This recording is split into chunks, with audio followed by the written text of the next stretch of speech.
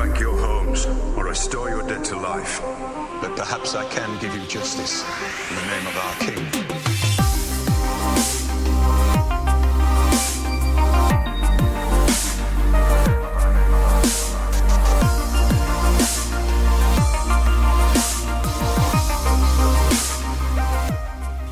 In Season 6 of Game of Thrones, Bran Stark learned the truth about the Tower of Joy, and he had a front row seat to the fight between Sir Arthur Dayne and Ned Stark. One thing that came off as a little strange is Arthur Dayne's last words to Ned right before their battle began. "I wish you good fortune in the wars to come." What was Arthur meaning by that? Was he saying good luck because he knew the wars in Westeros were far from over? Or did he know even before he swung his sword that Ned would live to see another day? The simple answer? Well, the phrase is actually more common than you think. Mance Rayder says the exact same thing to Stannis Baratheon before his execution at Castle Black.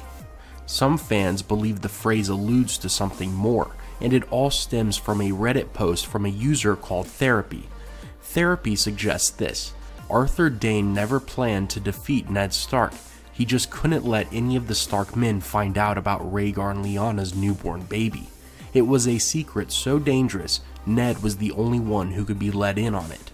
The only problem was, Ned didn't know the extent of Lyanna and Rhaegar's relationship, and when he arrived with Howland Reed and his men at the Tower of Joy, Ned was only interested in one thing. "Where's my sister?"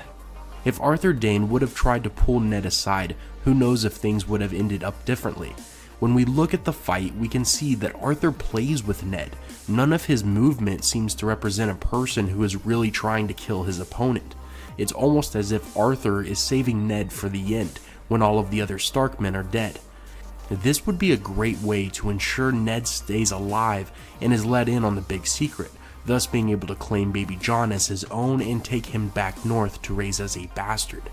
Therapy believes Rhaegar ordered his best friend and master swordsman Sir Arthur Dayne to protect Lyanna and her newborn child. Arthur was guarding it, expecting Ned to show up after Robert's rebellion. You can see when Ned and his men arrive, Arthur walks up and greets him by doing this. Lord Stark? He looks at the group and realizes there's too many people there that just can't be trusted with such a dangerous secret. Think about it. If the Kingsguard grants permission for the group to visit Lyanna, everyone will find out about baby Jon, meaning everyone will know that Lyanna had a child that isn't Robert's. If the secret had gotten out, then baby Jon runs the risk of being killed, since he's tied to the Targaryen family, and he's a constant reminder of the person who took Lyanna away from Robert. During the fight, when Ned and Arthur are the last ones standing, Ned is disarmed. At this point, Arthur Dayne stops for a second and then rears back as if he's going to finish Lord Stark. That's when Howland Reed comes from behind and stabs Arthur Dayne in the back. Ned grabs the famous sword Dawn and finishes the kill. He then runs up the tower to go find his sister. Fast forward to the current timeline, and we know the two people who learned the true secret were Ned and Howland Reed. Sir Arthur Dayne may have continued to fight Ned Stark because he knew that Ned would never surrender. The Starks have too much pride for that, and as it's been stated before, the Starks are more willing to fall on their own sword than to give up and beg for their life. Sir Arthur Dayne was the Sword of the Morning, the most famous swordsman in the realm.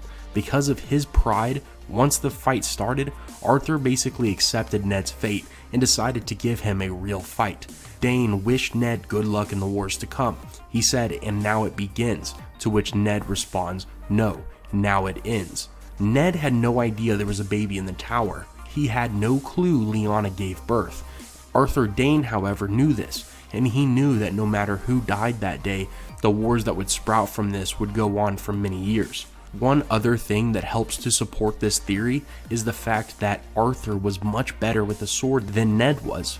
During the fight, Bloodraven tells Bran that Arthur is far better in combat than Ned. This means Arthur could have taken him out at any point, but he saved Ned until the end. It's just a little strange. What do you guys think? Was Arthur Dayne ordered to only allow Ned to go see Lyanna?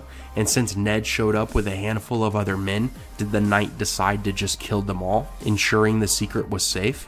Let me know your thoughts. As always, have a great day, Take care, and I will see you tomorrow.